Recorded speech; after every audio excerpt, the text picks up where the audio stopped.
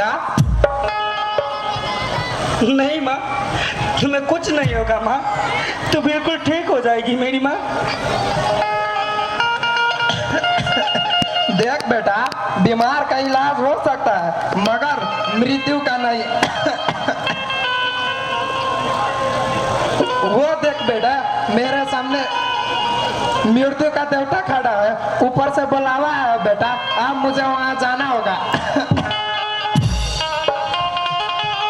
हौसला रखिए माँ जी, आप बिल्कुल ठीक हो जाओगी। अभी डॉक्टर साहब आते ही होंगे, आप बिल्कुल ठीक हो जाओगी माँ जी।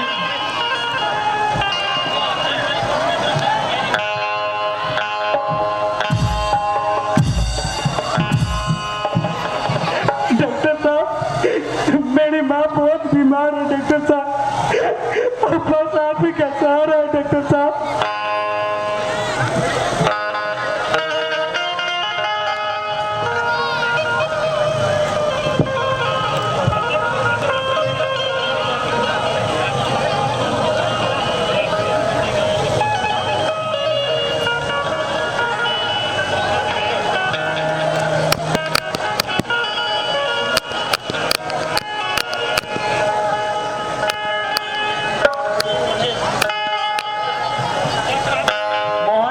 इन्हें तो टीबी हुआ है, तुमने काफी देर लगा दी मरीज को लाने में। हमारे यहाँ भी कोई विवाद खाली नहीं है। कुछ भी कीजिए डॉक्टर, मेरे माँ को बचा लीजिए। मैं आपके आगे हाथ जोड़ता हूँ डॉक्टर, मैं आपका पैर तुम चिंता मत करो मोहन, मैं तत्काल कोई व्यवस्था लगा सकता हूँ, लेकिन क्या डॉक्टर साहब? तत्काल व्यवस्था लगाने के 20,000 रुपये लगेंगे। क्या 20,000 रुपये? परंतु यह तो एक सरकारी अस्पताल है ना। इस गेट के अस्पताल के गेट पर तो लिखा था कि किसी को भी कोई प्रकार का पैसा न दे। अगर विश्वास ना हो तो जाकर गेट के बोर्ड पर देख लीजिए। तो जाकर कहो उस बोर्ड लगाने वाले से तुम्हारी माँ की इलाज करते। बोर्ड लगाना तो सरकार का पैसा है, पैसा, और रिश्वत लेना हमारा, समझे? शर्म नहीं आती? एक डॉक्टर होकर चंद रुपयों के लिए रोगियों को मजबूर कर रहे हो। अरे डॉक्टर, भूल गए वो वादे, वो कस्में जो तुम्हें तुम्हारे पद प्रदान करने से पहले खिलाया गया था। अरे रोगियों का सेवा और मानव धर्म ही तो डॉक्टर का पहला कर्तव्य होता है ना। ये कलयुग है महात्मा, कलयुग। इस कलयुग में सभी कस्में और आदर्श खोखली है। आदर्शों के सहारे जिंदगी नहीं करती, पेट नहीं भरती उन आदर्शों से। पेट को रोटी चाहिए और रोटी के लिए पैसा। तो क्या अब वो दिन भी आ गए जो तुम लोग एक मूर्ति का कफन छीनकर पैसे इकट्ठे करने में लग गए हो? जी, शर्म आती है तुम्हें डॉक्टर कहते हुए? शर्म। सभी यही करते आए हैं। जाकर पूछो उन नेताओं से जो करता है करोड़ों का घोटाला, सड़क का अलकतरा, खेतों का यूरिया, यहाँ तक कि वो पशुओं का चारा भी हजम कर जाते हैं वो। उन्हें तो कोई पूछने वाला भी नहीं। फिर मैं ये उपदेश क्यों सुनूं? हर विभाग में यही होता है, क्या पुलिस, क्या बैंक, क्या चिकित्सा, हर जगह लक्ष्मी का राज है, लक्ष्मी का। जंगल राज बना दिया है तुम लोगों ने इस नेपाल में, जहाँ बड़े बड़े जानवर छोटे छोटे जानवर के मांस के भूखे रहते हैं। अरे वो जंगली जानवर भी अपने जाति का मांस नहीं खाते। तुम लोग तो बस जंगली जानवर से भी गिरे हुए हो। तुम्हारा बकवास सुनने का मेरे पास वक्त नहीं है। बहुत सा मरीजों का इलाज करना है मुझे। देख डॉक्टर, मेरी माँ बहुत बीमार है। अगर तू उसका इलाज नहीं किया ना तो वह बेचारी मर जाएगी। और अगर वो मर गई ना तो साले तुझे भी जिंदा नहीं छोड़ूंगा, मैं तुझे भी जिंदा नहीं छोड़ूंगा। ओ बचाओ, पुलिस, पुलिस, इंस्पेक्टर।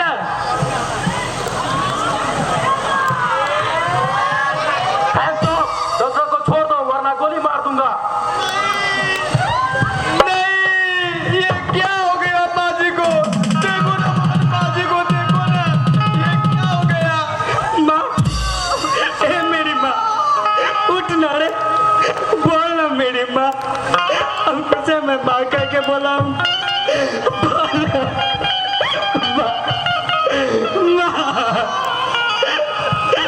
बोल ना मेरी माँ। माँ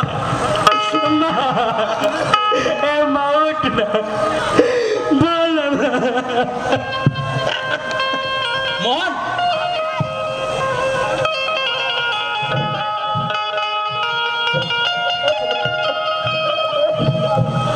मोहन, डॉक्टर पर जानलेवा हमला करने के अपराध में मैं तुम्हें गिरफ्तार करता हूँ।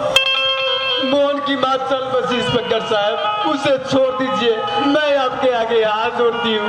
उसे छोड़ दीजिए इंस्पेक्टर साहब, उसके एक बेटे से उसका अंतिम अधिकार मत छीनिए। उसे छोड़ दीजिए इंस्पेक्टर साहब, मैं आपके आगे हाथ जोड़ती हूँ, छोड़ दीजिए उसे। देखिए मैडम, मोहन एक अपराधी है और अपराधी को खुला छोड़ना भी एक अपराध है। किसे अपराधी कह रहे हैं आप लेकर साहब? अपराधी मोहन नहीं है, मोहन अपराधी तो ये डॉक्टर है, डॉक्टर जो मोहन की बीमार माँ उस इलाज के बिना तड़प तड़प कर मर गई। अपराधी तो आप है इंस्पेक्टर, जो एक बेटे से उसका अंतिम अधिकार छीन रहे हैं आप। अरे डरिए ऊपर वाले से, यहाँ के कानून तो आपको माफ कर देगी, लेकिन ऊपर वाले की अदालत में आपको कभी माफी नहीं मिलेगी इंस्पेक्टर साहब। खामोश लड़की, मैं तुम्हारा बकवास सुनने नहीं आया हूँ। चलो मोहन। छोड़ दीजिए इंस्पेक्टर साहब, मैं आपके आगे हाथ जोड़ती हूँ, पाँव पड़ती हूँ, एक बेटे से उसका अंतिम अधिकार मत छीनिए इंस्पेक्टर साहब। नहीं अनारकली, नहीं। ये नेपाल एक जंगल है और ये लोग पुलिस और डॉक्टर के रूप में छुपे हुए भेड़िए, इनके आगे तुम्हारे आंसुओं का कोई असर नहीं होगा। और ये तो हमारा समाज का गलती है। मेरी माँ ने मुझे बार बार समझाया कि बेटे इस समाज के चक्कर में मत पड़ो।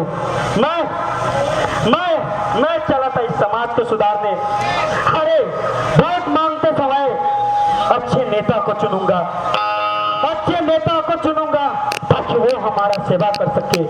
परंतु आज वोट हारने के वजह से मेरी माँ बीमार हो गई और वो चल बची। सम्मानी चाहिए इन समाज को जो एक अच्छे इंसान को वोट में लगाकर और बुरे इंसान को जिताते हैं। और सम्मानी चाहिए आपको जो कि एक गुलाम बनकर 5 वर्ष रह जाते हैं आप लोग। हर बार इसी तरह आप चुनाव जिताते रहेंगे और इसी तरह गुलाम बनकर रह जाएंगे और फिर कहेंगे ये विकास नहीं हुआ, वो विकास नहीं हुआ। अरे गलती तो आप लोगों में है जो चुनाव देने के वक्त अच्छे और सच्चे इंसान को नहीं बल्कि उस इंसान को वोट देते हैं जो कि आपके लिए कुछ नहीं कर सकता। 5 वर्ष तक अपने पॉकेट में पैसा जमा करता है और अपने बाल बच्चे को अमेरिका, ऑस्ट्रेलिया, यूएसए, कनाडा जैसे देश में पढ़ाते हैं और आप लोग यही पर खेती किसानी करके टैक्स देते रहते हैं उन लोगों को जेब गर्म करते रहते हैं। और हम लोग चलते हैं आप लोगों को सुधारने। अरे आप लोगों को क्या एक वोट देकर चले जाता है, बर्बाद तो वो सच्चे इंसान हो जाते हैं जो चलता है समाज को सुधारने के लिए।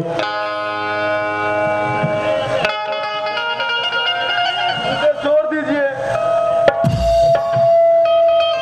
कंपाउंडर डाल दो इस बुढ़िया की लाश को लवारिस मुर्दाघर में। खबरदार, अगर किसी ने माँ जी को लाश को हाथ लगाए तो मैं उसका मुंह तोड़ दूंगा। हे ईश्वर, तुम्हारे इस पुरुष प्रधान समाज में औरतों को शमशान जाने पर पाबंदी लगा हुआ है, लेकिन मैं इस पुरुष प्रधान समाज को सदियों से चली आ रही इतिहास को मैं बदलने जा रहा हूँ। मुझे माफ करना ईश्वर, मुझे क्षमा करना। मैं बेबस हूँ ईश्वर, मुझे क्षमा करना। ठहरो बेटी, ठहरो। ऐसा अनर्थ करते मत छूल जाओ अपने आप को। क्यों बाबा? क्योंकि हमारे समाज में आज तक स्त्री जाति से अंतिम संस्कार नहीं किया जा रहा, इसलिए ऐसा अनर्थ मत करो। आप तो देख रहे हो ना बाबा, मेरी माँ तरफ के मर गई इन समाज के आगों में, लेकिन समाज में कोई कुछ नहीं बोला बाबा। मैं क्या करूं? इसका अंतिम अधिकार, मैं उसका उसका बेटा को पुलिस पकड़ के ले गया तो क्या करेगा? उसका अंतिम अधिकार तो मेरे को ही करना पड़ेगा ना बाबा। अरे उनके बेटे नहीं है तो क्या है, वो तो इस गांव के माँ है ना माँ। हम सब लोग इस गांव का नौजवान मिलकर उनकी बेटे होने का फर्ज निभाएंगे और उनके अंतिम संस्कार करेंगे। ठीक है बाबा, अभी उनके अंतिम संस्कार की व्यवस्था करता हूँ। ठीक है।